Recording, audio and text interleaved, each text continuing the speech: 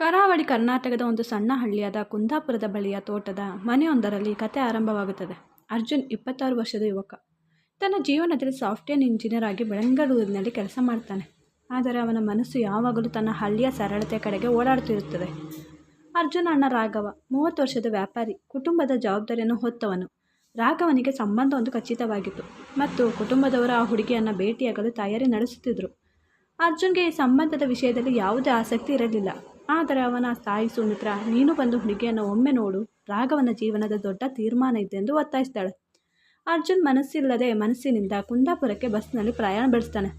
ದಾರಿಯುದ್ದಕ್ಕೂ ಅವನ ಮನಸ್ಸು ತನ್ನ ಕೆಲಸದ ಒತ್ತಡ ಮತ್ತು ಜೀವನದ ಗುರಿಗಳ ಬಗ್ಗೆ ಯೋಚಿಸಿರುತ್ತದೆ. ಹುಡುಗಿಯ ಮನೆಗೆ ತಲುಪಿದಾಗ ಅರ್ಜುನ್ಗೆ ಒಂದು ಸಾಂಪ್ರದಾಯಿಕ ಕನ್ನಡ ಕುಟುಂಬದ ಸ್ವಾಗತ ಸಿಗುತ್ತದೆ. ಮನೆಯ ಹಿರಿಯರು, ತಿಂಡಿಗಳು, ಸಂಭಾಷಣೆಗಳಿಂದ ಕೂಡಿದ ವಾತಾವರಣ. ಆಗ ಶಿವಾನಿ 24 ವರ್ಷದ ಯುವತಿ ಒಂದು ಸೀರೆಯಲ್ಲಿ ಸರಳವಾಗಿ ಕಾಣಿಸಿಕೊಳ್ಳುತ್ತಾಳೆ. ಅವಳ ಕಣ್ಣುಗಳಲ್ಲಿ ಒಂದು ವಿಶೇಷ ಮಿಂಚು, ಅವಳ ಮಾತಿನಲ್ಲಿ ಒಂದು ಸರಳತೆ ಇದೆ. ಅರ್ಜುನ್ ಆ ಕ್ಷಣದಲ್ಲೇ ತನ್ನನ್ನು ತಾನೇ ಮರೆತು ಅವಳನ್ನೇ ನೋಡುತ್ತಿರುತ್ತಾನೆ.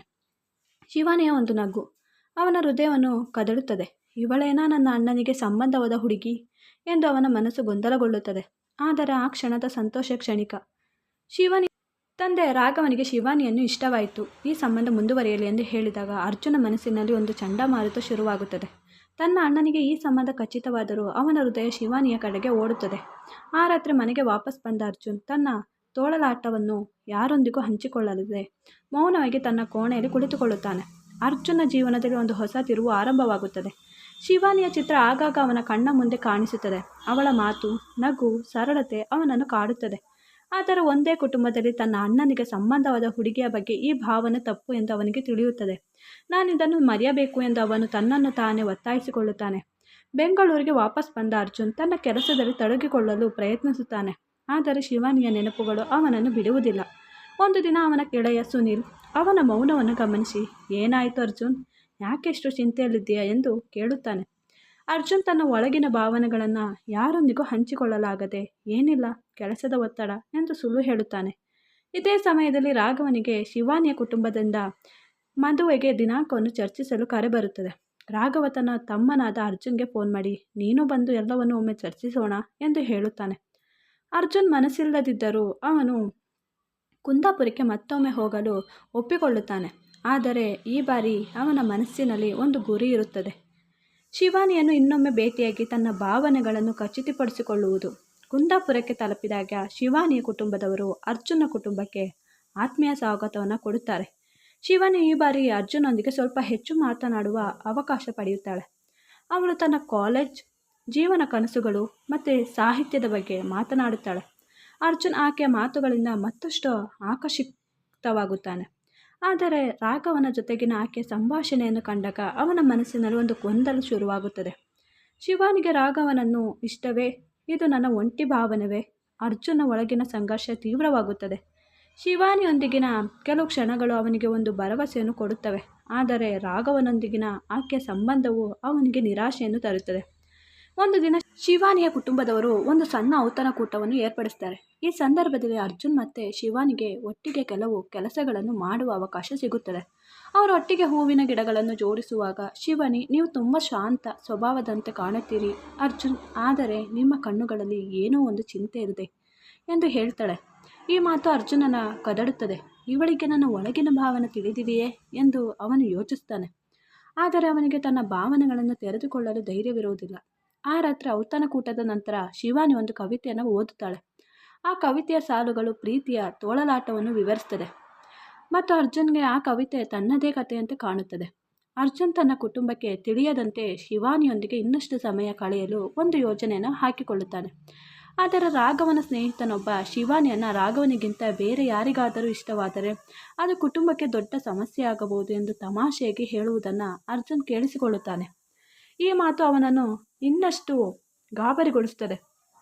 ಅರ್ಜುನ್ನ ಮನಸ್ಸು ಶಿವಾನಿಯ ಒಡನಾಟದಲ್ಲಿ ಕಳೆದು ಹೋಗಿದೆ. ಆದರೆ ಶಿವಾನಿ ರಾಘ ಮದುವೆಯ ತಯಾರಿಗಳು ಕುಂದಾಪುರದಲ್ಲಿ ತೀವ್ರವಾಗಿರುತ್ತದೆ. ರಾಘವ ಮತ್ತು ಶಿವಾನಿಯ ಕುಟುಂಬಗಳು ಔಪಚಾರಿಕವಾಗಿ ಸಂಬಂಧವನ್ನು ಖಚಿತಪಡಿಸುತ್ತವೆ. ಮದುವೆಗೆ ದಿನಾಂಕ ಕೂಡ ನಿಗದಿಪಡಿಸ್ತಾರೆ. ಅರ್ಜುನ್ಗೆ ಈ ಸುದ್ದಿ ಒಂದು ಆಘಾತದಂತೆ ಎನಿಸುತ್ತದೆ.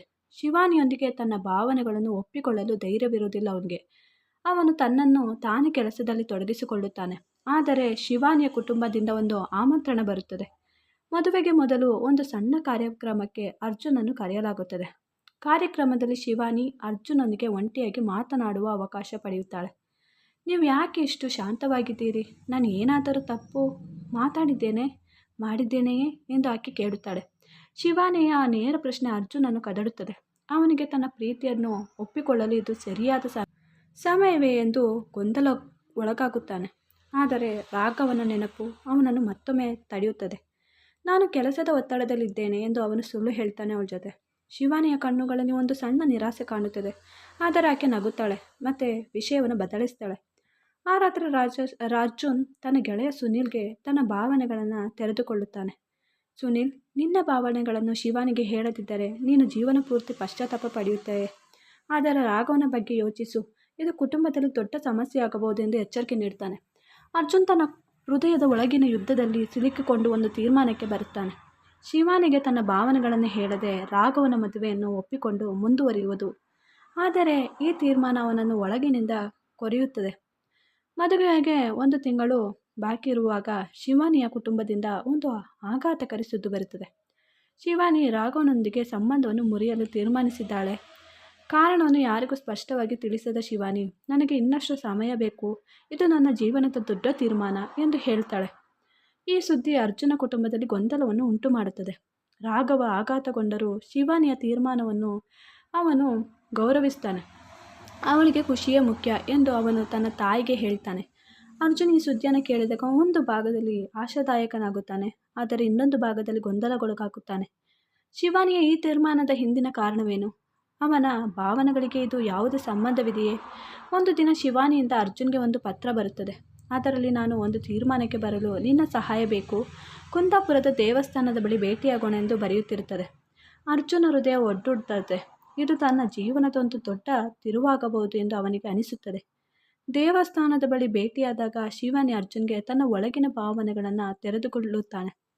ನಾನು ರಾಘವನನ್ನು ಗೌರವಿಸ್ತೇನೆ, ಆದರೆ ನನ್ನ ಹೃದಯ ಯಾರಿಗೋ ಬೇರೆಯವರಿಗೆ ಸೀಳಿ ಹೋಗಿದೆ. ಆದರೆ ಆ ವ್ಯಕ್ತಿಗೆ ನನ್ನ ಮೇಲೆ ಭಾವನೆಗಳು ತಿಳಿದಿಲ್ಲ ಎಂದು ಆಕೆ ಹೇಳ್ತಾಳೆ.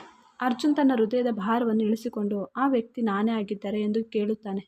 ಶಿವಾನಿಯ ಕಣ್ಣುಗಳು ಆಶ್ಚರ್ಯ ಮತ್ತು ಸಂತೋಷದಿಂದ ತುಂಬಿ ಹೋಗುತ್ತವೆ. ಅರ್ಜುನ್ ಮತ್ತು ಶಿವಾನಿ ತಮ್ಮ ಭಾವನೆಗಳನ್ನು ಒಪ್ಪಿಕೊಂಡರೂ ಕುಟುಂಬದ ಒಪ್ಪಿಗೆ ಪಡೆಯುವುದು ಸುಲಭವಲ್ಲ. ಅರ್ಜುನ್ ರಾಘವನಿಗೆ ತನ್ನ ಪ್ರೀತಿಯನ್ನು ತಿಳಿಸಲು ತೀರ್ಮಾನಿಸ್ತಾನೆ. ರಾಘವ ಮೊದಲಿಗೆ ಆಘಾತಗೊಳ್ಳುತ್ತಾನೆ, ಆದರೆ ಅವನು ಅರ್ಜುನ ಗಾಢವಾದ ಭಾವನೆಗಳನ್ನು ಅರಿತು, ನಿನ್ನ ಖುಷಿಗಿಂತ ದೊಡ್ಡದು ಯಾವುದಿಲ್ಲ ಕಣೋ, ಆದರೆ ಕುಟುಂಬದವರಿಗೆ ಇದನ್ನು ಒಪ್ಪಿಸುವುದು ಕಷ್ಟ ಎಂದು ಹೇಳುತ್ತಾನೆ. ರಾಘವನ ಈ ತಿಳುವಳಿಕೆ ಅರ್ಜುನ್ಗೆ ಒಂದು ದೊಡ್ಡ ಬೆಂಬಲವಾಗುತ್ತದೆ. ಆದರೆ 2 ಕುಟುಂಬಗಳ ಹಿರಿಯರು ಈ ಸಂಬಂಧಕ್ಕೆ ವಿರೋಧ ವ್ಯಕ್ತಪಡಿಸ್ತಾರೆ. ಶಿವಾನಿಯ ತಂದೆ, ಇದು ಸಾಮಾಜಿಕವಾಗಿ ಒಪ್ಪಿಕೊಳ್ಳಲಾಗದು, ರಾಘವನಿಗೆ ಸಂಬಂಧವಾಗಿದ್ದ ಹುಡುಗಿಯನ್ನು ಅವನ ತಮ್ಮ ಮದುವೆಯಾಗುವುದು ತಪ್ಪು ಎಂದು ಕೋಪಗೊಳ್ಳುತ್ತಾರೆ. ಅರ್ಜುನ ತಾಯಿ ಸುಮಿತ್ರಾ ಕೂಡ ಈ ತೀರ್ಮಾನದಿಂದ ನೊಂದುಕೊಳ್ಳುತ್ತಾರೆ. ಇದು ನಮ್ಮ ಕುಟುಂಬದ ಗೌರವಕ್ಕೆ ಕುಂದು ಎಂದು ಆಕೆ ಹೇಳ್ತಾಳೆ. ಅರ್ಜುನ್ ಮತ್ತು ಶಿವಾನಿ ಕುಟುಂಬದವರನ್ನು ಒಪ್ಪಿಸಲು ಒಂದು ಯೋಜನೆಯನ್ನು ಹಾಕಿಕೊಳ್ಳುತ್ತಾರೆ. ಶಿವಾನಿ ತನ್ನ ಕಾಲೇಜಿನಲ್ಲಿ ಬೋಧಕಿಯಾಗಿ ಕೆಲಸ ಮಾಡುವ ತನ್ನ ಗುರುಗಳಾದ ರಾಧಾ ಟೀಚರನ್ನು ಭೇಟಿಯಾಗಿ ಈ ಸಮಸ್ಯೆಯ ಬಗ್ಗೆ ಹೇಳ್ತಾಳೆ. ಅವಳೆಲ್ಲವನ್ನು ವಿವರಿಸಿ ಸಲಹೆಯನ್ನು ಕೇಳ್ತಾಳೆ. ರಾಧಾ ಪ್ರೀತಿಯ ಮುಂದೆ ಕುಟುಂಬದ ಗೌರವ ಕಾಲಿಡಬೇಕು, ಆದರೆ ಎಲ್ಲರಿಗೂ ಸಮಯ ಕೊಡಿ, ಅವರಿಗೆ ಇದನ್ನು ಅರ್ಥ ಮಾಡಿಕೊಳ್ಳಲು ಒಂದು ಅವಕಾಶ ಬೇಕು ಎಂದು ಸಲಹೆ ನೀಡುತ್ತಾಳೆ. ಅರ್ಜುನ್ ಮತ್ತು ಶಿವಾನಿ ತಮ್ಮ ಕುಟುಂಬದವರೊಂದಿಗೆ ಒಂದು ದೊಡ್ಡ ಸಭೆಯನ್ನು ಏರ್ಪಡಿಸ್ತಾರೆ. ಕುಂದಾಪುರದ ದೇವಸ್ಥಾನದ ಆವರಣದಲ್ಲಿ 2 ಕುಟುಂಬಗಳ ಸಭೆ ನಡೆಯುತ್ತದೆ.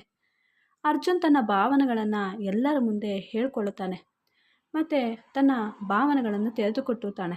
ನಾನು ಶಿವಾನಿಯನ್ನು ಪ್ರೀತಿಸುತ್ತೇನೆ, ಇದು ಯಾವುದೇ ತಪ್ಪಿನಿಂದ ಕೂಡಿಲ್ಲ. ರಾಘವನಿಗೆ ಇದರ ಬಗ್ಗೆ ಯಾವುದೇ ಆಕ್ಷೇಪವಿಲ್ಲ, ದಯವಿಟ್ಟು ನಮ್ಮನ್ನು ಒಪ್ಪಿಕೊಳ್ಳಿ ಎಂದು ಅವನು ಬೇಡಿಕೊಳ್ಳುತ್ತಾನೆ. ಶಿವಾನಿ ಕೂಡ, ನಾನು ಅರ್ಜುನ್ನೊಂದಿಗೆ ಜೀವನ ಕಟ್ಟಿಕೊಳ್ಳಲು ತೀರ್ಮಾನಿಸಿದ್ದೇನೆ, ಇದು ನನ್ನ ಹೃದಯದ ಆಯ್ಕೆ ಎಂದು ಸ್ಪಷ್ಟವಾಗಿ ಅವಳು ಹೇಳ್ಕೊತಾಳೆ. ರಾಘವ ತನ್ನ ತಮ್ಮನ ಬೆಂಬಲಕ್ಕೆ ನಿಂತು, ಶಿವಾನಿಯ ಖುಷಿಯೇ ನನಗೆ ಮುಖ್ಯ, ಅರ್ಜುನ್ ಆಕೆಗೆ ಒಳ್ಳೆಯ ಜೀವನ ಕೊಡಬಲ್ಲ, ಇದನ್ನು ಒಪ್ಪಿಕೊಳ್ಳಿ ಎಂದು ಕುಟುಂಬದವರಿಗೆ ಮನವರಿಕೆ ಮಾಡ್ತಾನೆ. ರಾಧಾ ಟೀಚರ್ ಸಭೆಯಲ್ಲಿದ್ದು ಪ್ರೀತಿಯ ಮಹತ್ವವನ್ನು ವಿವರಿಸ್ತಾರೆ. ಪ್ರೀತಿಯ ಮುಂದೆ ಸಾಮಾಜಿಕ ನಿಯಮಗಳು ಎಂದು ಗೆದ್ದಿಲ್ಲ, ಈ ಯುವ ಜೋಡಿಗೆ ಒಂದು ಅವಕಾಶ ಕೊಡಿ ಎಂದು ಆಕೆ ಹೇಳಿಕೊಳ್ಳುತ್ತಾಳೆ. ಕೊನೆಗೆ ಶಿವಾನಿಯ ತಂದೆ ಮತ್ತು ಅರ್ಜುನ ತಾಯಿ ತಮ್ಮ ಆಕ್ಷೇಪಗಳನ್ನು ಬದಿಗಿಟ್ಟು ತಮ್ಮ ಜೀವನದಲ್ಲಿ ಒಂದು ದೊಡ್ಡ ತಿರುವನ್ನು ತಂದುಕೊಡುತ್ತಾರೆ. ಅವನ ತಾಯಿಯ ಒಪ್ಪಿಗೆಯನ್ನು ಪಡೆದು ಅವನು ಶಿವಾನಿಯನ್ನು ಮದುವೆಯಾಗ್ತಾನೆ. ಒಂದು ವರ್ಷದ ನಂತರ ಶಿವಾನಿಯ ತಾಯಿಯ ಆರೋಗ್ಯದ ಸಮಸ್ಯೆಯಿಂದ ಆಕೆ ಕುಟುಂಬದವರಿಗೆ ಆರ್ಥಿಕ ಸಂಕಷ್ಟ ಎದುರಾಗುತ್ತದೆ. ಈ ಸಂದರ್ಭದಲ್ಲಿ ರಾಘವನ ನೆರವಿನಿಂದ ಆಕೆ ತಾಯಿಯ ಚಿಕಿತ್ಸೆಯ ಸಹಾಯ ಮಾಡುತ್ತಾನೆ. ಈ ಘಟನೆಯಿಂದ ಎರಡು ಕುಟುಂಬಗಳ ನಡುವಿನ ಭಿನ್ನಾಭಿಪ್ರಾಯಗಳು ಸಂಪೂರ್ಣವಾಗಿ ಕರಗಿ ಹೋಗುತ್ತದೆ. ಅರ್ಜುನ್ ಮತ್ತು ಶಿವಾನಿಯ ಜೀವನ ಪ್ರೀತಿಯಿಂದ ತುಂಬಿ ಸಂತೋಷದಿಂದ ಮುಂದುವರಿಯುತ್ತದೆ. ಈ ಕಥೆ ಇಷ್ಟ ಆದರೆ ಪ್ಲೀಸ್ ನನ್ನ ಚಾನಲ್ನ ಲೈಕ್ ಮಾಡಿ, ಚಾನಲ್ ಸಬ್ಸ್ಕ್ರೈಬ್ ಮಾಡೋದನ್ನು ಮರಿಬೇಡಿ. Thanks for watching.